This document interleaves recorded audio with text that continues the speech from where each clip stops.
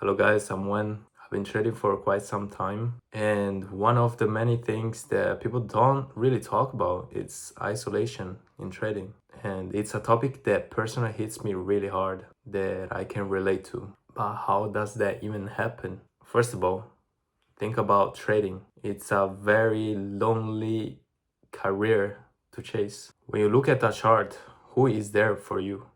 There is only you. You start your day, you sit in front of TradingView, analyze the markets and doing your thing. No one is gonna learn the skill for you. You just gotta do everything by yourself, learn by your mistakes and improve each time that you make mistakes, which there are gonna be a lot of mistakes. Starting from the basics, the technical part, it's actually the most superficial thing to learn. You're gonna watch a ton of educational content, you by yourself, just researching and gaining knowledge. But apart from the technical stuff, which is the easy stuff, you're gonna feel very lonely because not many people are going to do your career. So not many people are gonna relate to your job. So that's why we research other traders to socialize with,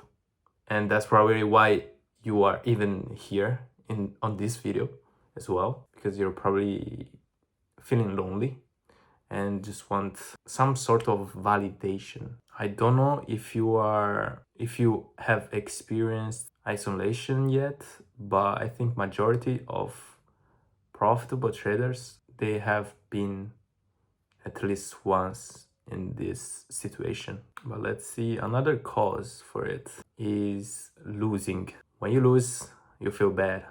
You feel sloppy. You don't want to do anything and you become a slug. And this sadness leads to depression as well, which is really correlated to isolation. Personally, for me, I obsess very much on my career and I put everything I got into the skill and to learn it and to nurture it. You hear many people on social medias that they say lock in and they cut off all the distractions just to lock in, and that's what I did as well. But this will never be healthy. So normal people will not understand you, and you gotta be fine with it that you are not relatable. Your parents are not gonna understand your struggles because they have not done it.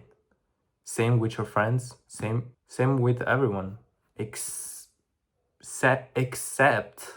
another trader. Another thing that I want to talk about is dopamine hits. We all know that when you win, you feel a little bit of euphoria, and that's a dopamine hit. But what happens when you get greedy? You want more. Maybe you get one more, and then your gambling addict brain kicks in. We actually have been trained to be gamblers.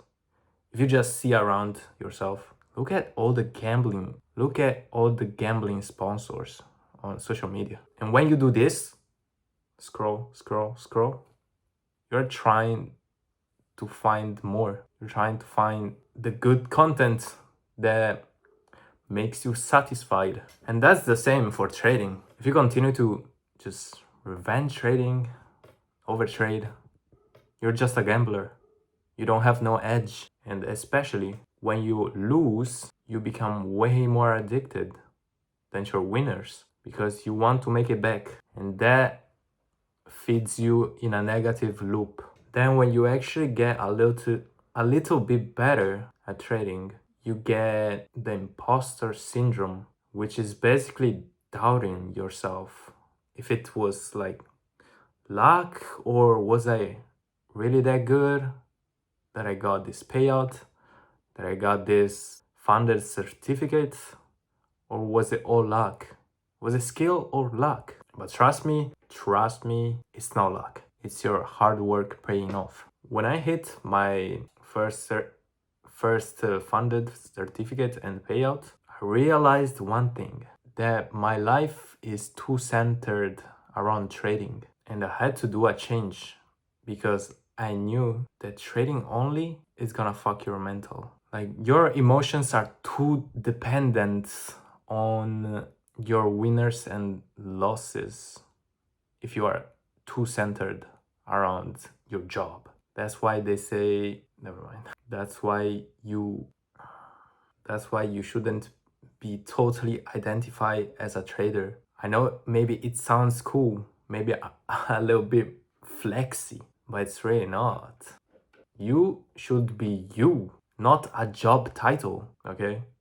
You are more than a job, a career. I am Wen, just a Chinese guy that has a life outside of trading. I used to not have a life, I'm not gonna lie, because I isolated myself into this room. I grinded hours, days, weeks, months, actually years, just to get money. But I neglected everything else. I only focused on career. And I actually broke up.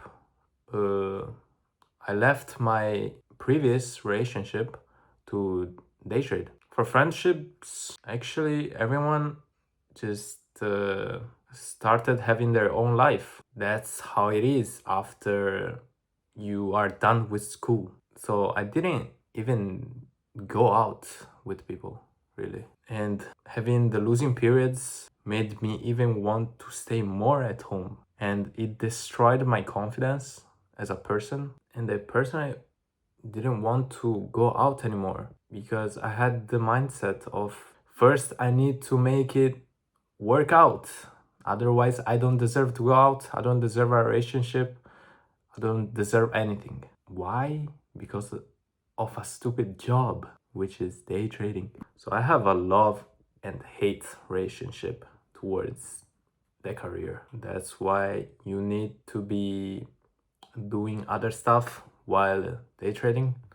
The best, in my opinion, is you already have a job and you decide to start day trading. I think that's the best, even though I see many people complaining about it. Same with people in school. Like, I have to do school, I have to job, and then day trade. I want to go all in day trade. But no, trust me, you're very blessed that your mental is here, instead of all in one place. Maybe at the start, it's helpful to be focused on only one thing. But in the long run, you're gonna get burned out. Trust me. So to have many distractions, it is a blessing. But you gotta check if it's a healthy distraction or a negative distraction. Basically, you have to have a life outside of trading. I've talked very bad about isolation till now, but I have to say some good things as well about isolation. First thing that comes in mind is since you're alone, you are alone with your thoughts and you can think freely without being influenced by other people. So you have a mind of your own now. You don't have to think what other people think as well.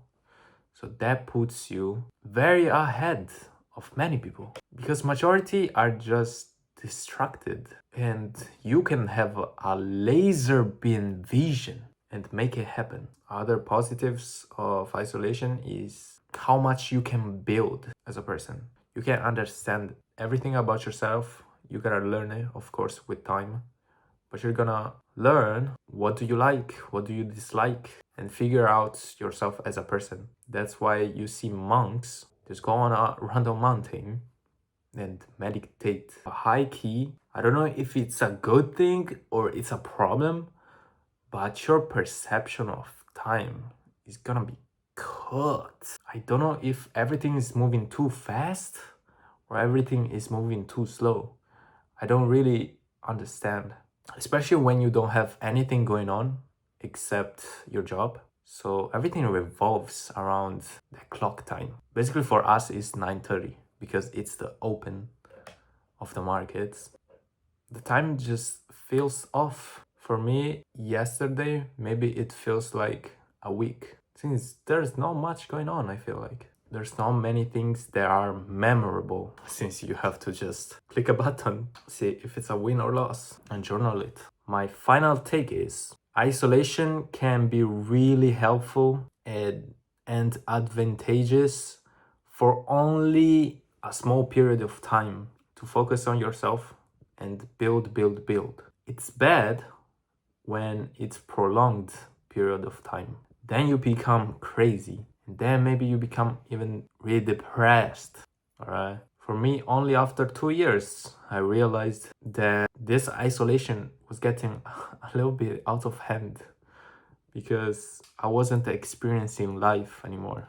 I was just a machine that used to click buttons for a living. And only after blowing all of my funded accounts, 450k, that I've realized that. And I'm so grateful that this happened. Otherwise, I don't know for how long I would have been just in my house and day trade without actually living life.